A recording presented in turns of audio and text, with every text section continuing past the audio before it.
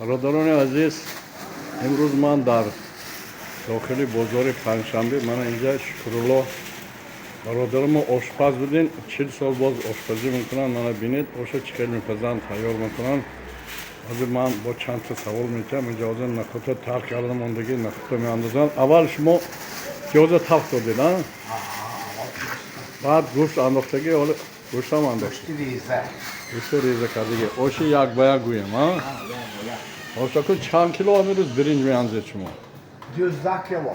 12 کیلو Hozir چاول havo garde. چند کس به میرسه Akun hisobi har xil migrande. یک پرستون چند گرم Yak porsomo nim kilo. نیم کیلو Nim kilo.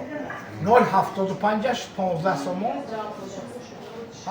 350 gram. این نیم پرستون چند پول گفتید 10 سوم 15 somo. نیم پرست Zakuzka nomo shay. همش گفتید Amash bulshan.